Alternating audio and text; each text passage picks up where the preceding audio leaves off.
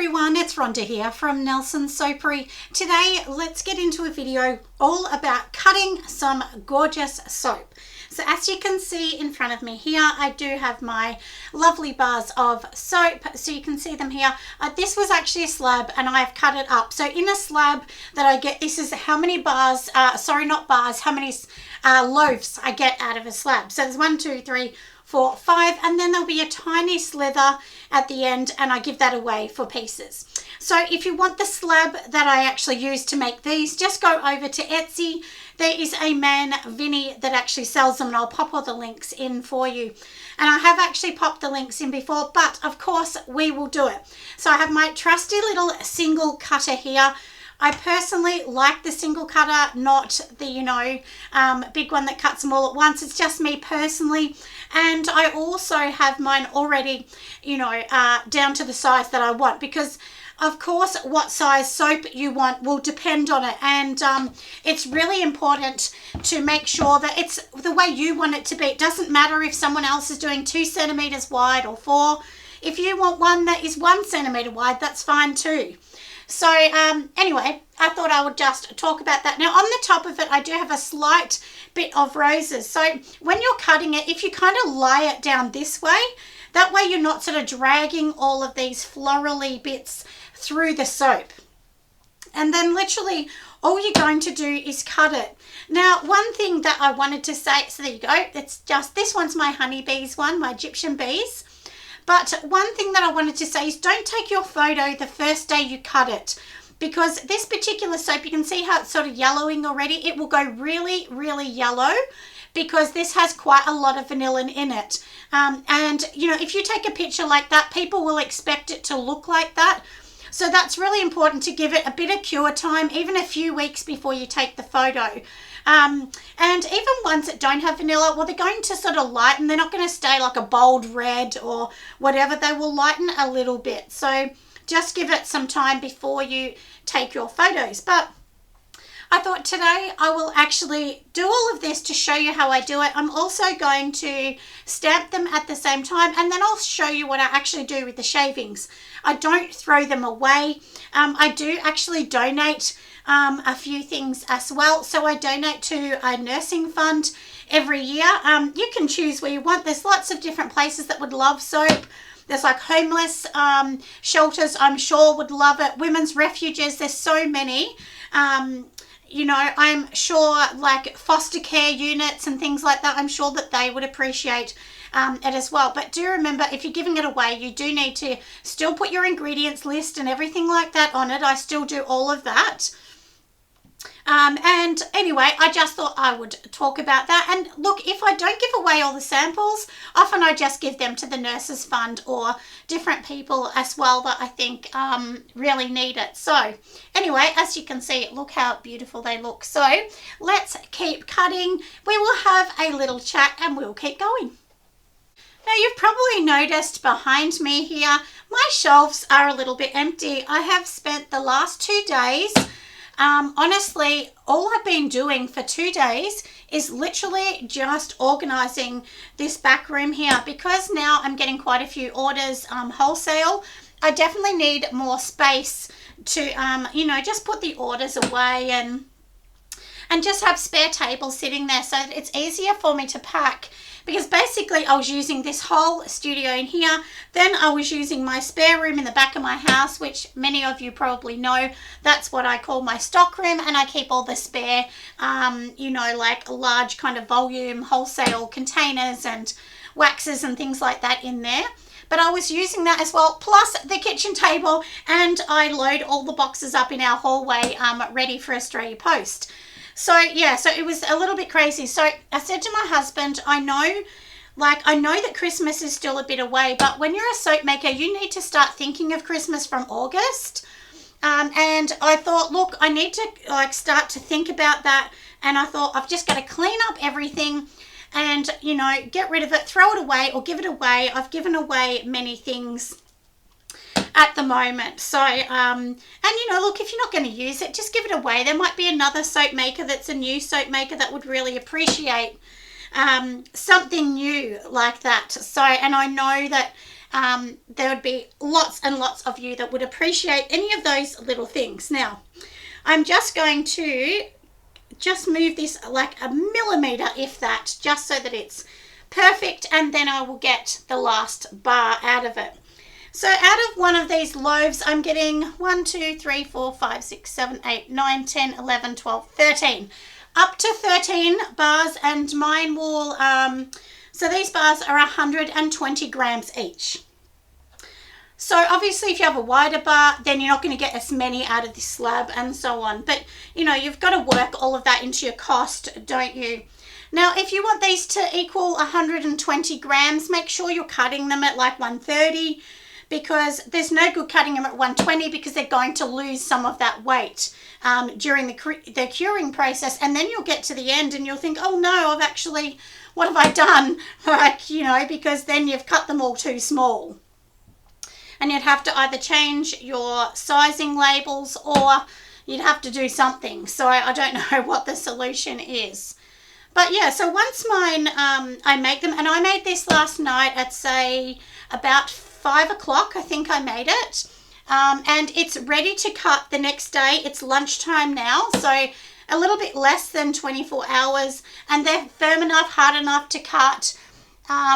And my hardness in my bar is 34, for anyone that wants to know. So when you put it through soap calc, I know a lot of people like theirs to be 40, 45, but I have a lot of olive oil in mine as well. I do obviously have, you know, some cocoa butter, shea butter, coconut oil, you know, the general things to keep it hard. And mine have no palm at all, or no palm products, because these are palm free and they're vegan as well. Every now and then I'll have one that's not vegan, you know, like a goat's milk isn't vegan. But generally they all are, except for a couple like that. Which is fine, isn't it? It doesn't really matter. But anyway, I just thought, look, I'll just say that because a few people ask me about that. And sometimes you get a little slither because, remember, I've moved the bar a tiny bit. So usually what I do is I make all of these, then I stamp them the same day. I know lots of people don't stamp theirs the same day. But I do. I stamp all of mine the same day I cut them usually. Sometimes if I run out of time, it'll be a day or so later. But if I wait for like 5 or 6 days, often these are really too hard to stamp easily. So, yeah, so that's why I try and cut them, stamp them, and then just set them to cure for 4 to 6 weeks. Depends on, you know, what you want. 4 weeks is fine, but I mean, let's be honest, often they don't all sell within, you know, a couple months. So then they've really been sitting there for months on end curing, haven't they? But, you know, even though we say 4 weeks, the time somebody buys it, we ship it out, it's usually 6 to 8 weeks is kind of, you know, the guideline of when they're getting the product. So don't feel like you can't use a soap either or a fragrance that has vanilla in it. Just work with it. I usually put like a mica, like a brown mica in it or a black mica in it, just so that it's not, you know, just so it's not kind of curing on its own, because if it does, it looks stripy. I'll show you a bar I've got. So this is a bar already without, and it's just got a little bit of yellow and brown, but you can see how it's gone brown, and this has got the vanilla in it. And that's like an amber kind of fragrance that has that particular one in it. Like I always say this, my fragrances don't just have, my bars don't just have one fragrance. They're usually a mix of several. And that's just to make it more unique to my company, because there's no good having, you know, everyone having the same watermelon, for instance, soap. I mean, you want them to be a little bit different to, you know, somebody else's on the market. Now, while we're doing this, let's talk about the Australian Soaping and Candle Conference, because I've actually had quite a few questions about this lately. This is sort of the time of year when a lot of the tickets get sold. If any of you don't know, I actually set up the first Australian Candle and Soap Guild last year. So in this year, 2022, in March, we had our very first one, which was really successful. And basically what it is it's a sit-down lunch or a sit-down dinner. in 2023, there's 2 days. The first day is a sit-down lunch. Second day is a gala evening black tie event. And it's a full catered for dinner with alcohol and everything included into the cost. And then all you do is you just go onto the website, you buy the ticket, and the ticket, you can choose a ticket to be online if you're overseas or you can't make it to the venue on the day. And then you'll get to keep the recording as well. It's not given to the public, it's only given to people with tickets. Or you can, of course, come in person. That's where you'll get the most value, because you can network, talk with other people that will be on your table, and just generally have a great time, make some friends in the industry. And this year we do have, House of Cart we have coming. So they're one of our guest speakers. They're going to talk all about Shopify and help you along. We also do have Keely from Soy and Shay. She'll be doing a lotion workshop to show you how to make a lotion. She will also give you the recipe on the day, but you do need to be a ticket holder to get that. And who else? And we've got quite a few. Crafted Surprise. They actually do some beautiful wood cutting. So like some custom made, soap molds and things like that. So they're really good. They'll be doing a demonstration with their products to show everyone about it. We will also have Sud Off, which that's the company I use for all of my micas and all of my water soluble dyes for bath bombs and things like that. And Sud Off will be doing a workshop making bath bombs with lucky me. I will be helping out. It will be mostly them, but I will just be helping out to make life a little bit easier, won't I? And we do have some other people as well, but I do have a special opening for some people. So if you think you would love to be a guest speaker in March 2023, we are looking for 2 companies. You need to have had your soap company for at least a year, or your candle company for at least a year. And we want you to be able to talk about, how you started, where you've come, and just be inspiring to newcomers onto the market. So if you do markets or if you do wholesale, we would love to hear what you've got to talk about. And of course, we can do a Zoom with you before that just to, clarify everything. But do remember, if you're a guest speaker, you still need to buy a ticket, but you will get it at a discounted price, because the venue charges anyone that's in the room, regardless of whether you want to stay for lunch or not. But if you're a guest speaker, I definitely suggest you stay for lunch or the gala event, whichever one you're going to be talking at, because that's when you can network in the room and talk with other people. We also do have other people, like some bigger suppliers there, and they always get asked for people, they always get asked, do you know anyone that does wholesale or anything like that? So you just never know where this is going to lead you. So anyway, and that will be the 20th and the 21st of March in 2023. So I think roughly 60% of the tickets have already been sold now. But if you're interested, like I said, just go over there. And in your ticket there is roughly about $5,000 of prizes to be won. So it's very exciting. We're also giving away KitchenAid, which will be super exciting. And basically you don't need to carry it home if you're flying in from other states. We will actually get it sent out directly to you, so through KitchenAid. So you don't need to worry about that. But now let's get on to some soap. So in here you can see these are all my peelings. And what I actually do with these little peelings is I keep them all in a container, and twice a year I make a massive slab for the nurses. And then I give this away to our hardworking nurses in Australia.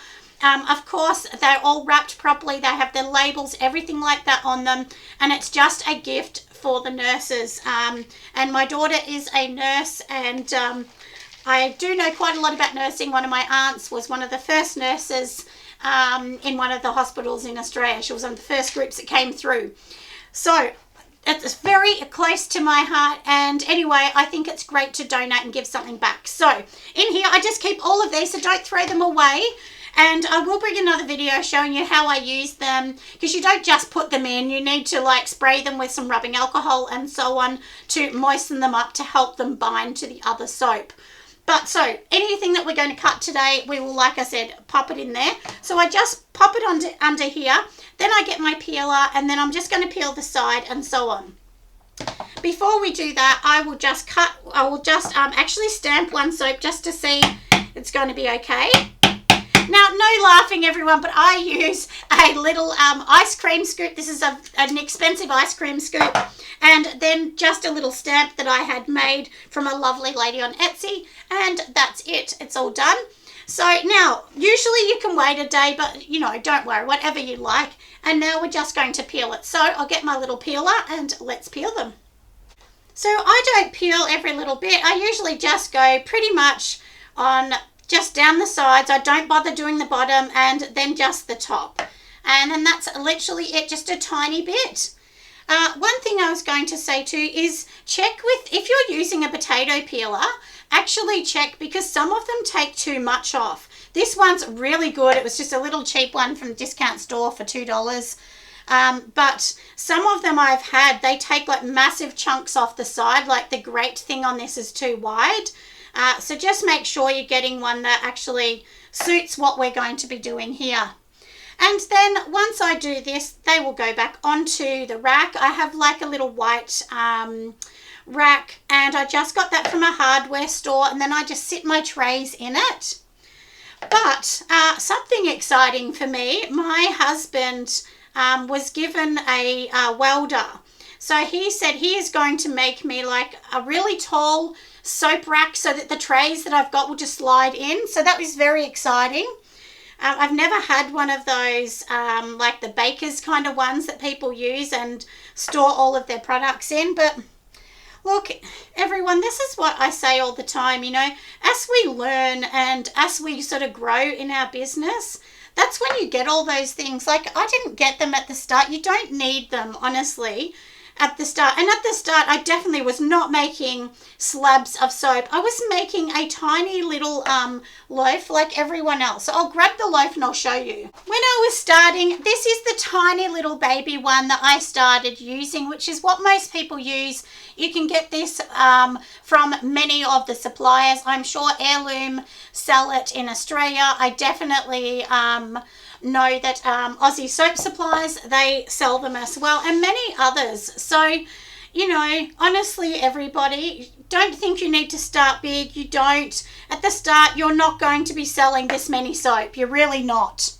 Oh, also, one other thing why I'm cutting these, I thought we will talk about as well.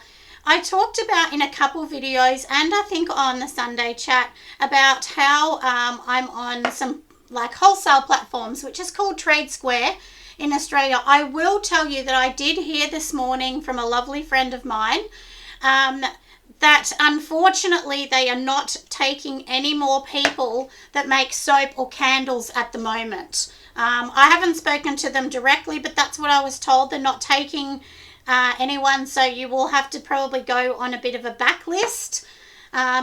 You know, maybe I was lucky and I got in just in the right time, but there's also Fair. So go over and try Fair if you're looking for another platform. And look, I know there's a lot of other community ones. I don't use any, so I can't kind of give advice on them. But as I said, I use Trade Square. That's why I gave the advice on that one. And it's worked really well for me, but, you know, it's not for everybody. But if you're looking for wholesale, I think you definitely need to be on one of those platforms. As I said, I'm also on Fair, but I mean, maybe they have quite a lot of people there. So, I mean, you could even put Wholesale on your website as well. And when you're doing, you know, your Instagram posts and things, write on your Instagram post, you know, we offer wholesale. You know, like just write, we offer wholesale, because that's the thing, you know, like you're never going to get somebody coming and buying wholesale if you don't say it in your post. So when I do tags in my posts, I always tag the word wholesale. And I've had many people that have messaged me and said, hey, do you do wholesale? I'm interested. And I'm like, yeah, sure. You know, and, you know, that's literally how I've got people that have come to me directly and have not gone through like Trade Square or Fair or any of those. They've just come directly to me. So, you know, if you're doing things like that, you just never know. Like you honestly don't ever know. And, you know, look, I get asked all the time if it's saturated, this, you know, soaping and candle making. Look, there is a lot. I'm not going to lie. There is a lot of people doing it. But if you do it good and, you know, if you're consistent, if your service is there, you will get customers. I mean, people told me it's so saturated I was never going to make any money. But obviously I make money. I mean, you know, I sell lots of products now wholesale each month. And you know, and that's only just happened recently for me. So please don't think that I've been, you know, that I sell 100,000 a year or anything like that. I don't do anything like that. 100% I do not do those kind of figures. I still don't take a wage. I honestly don't.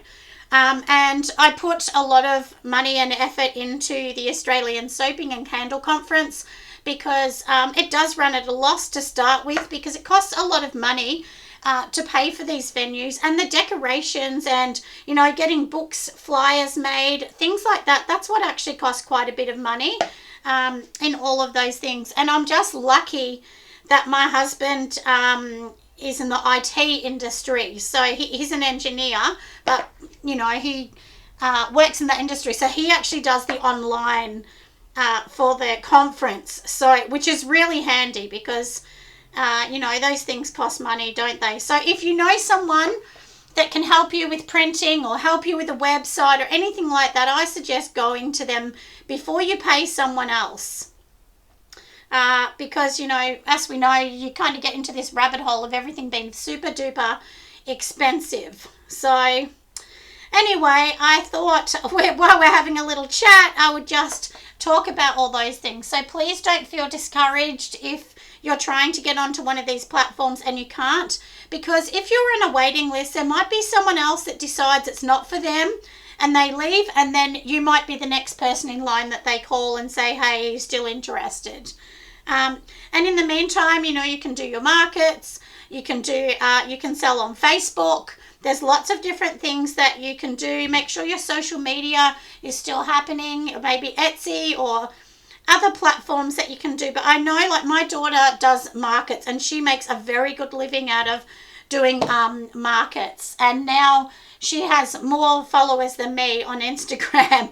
So, and she has an earring business. So you just never know, everybody. And she was told the same, you're not going to make any money.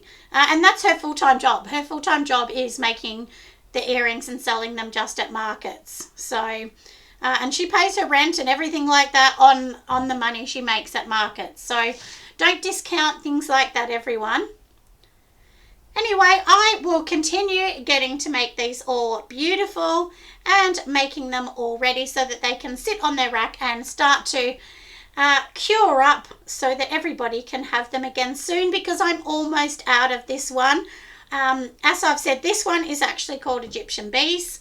And I've sold, I think, 60 something in the last 2 months. I think I've sold 60 bars of these. So that's why I need to get going and make sure I have some more on the rack, because Christmas is going to be crazy for us all and we all need to be ready in case we get those orders.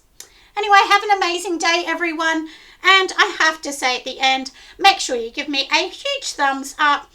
I have to thank my Patreons on here as well, because you guys are super amazing. You have definitely helped my business grow to the next level, and some of the money that I actually get paid through that I do put towards the Australian Soaping and Candle Conference, because like I said, that does cost a bit of money and it will always run at a loss for a few years until it gets off the ground. So make sure you all support that as well, everybody.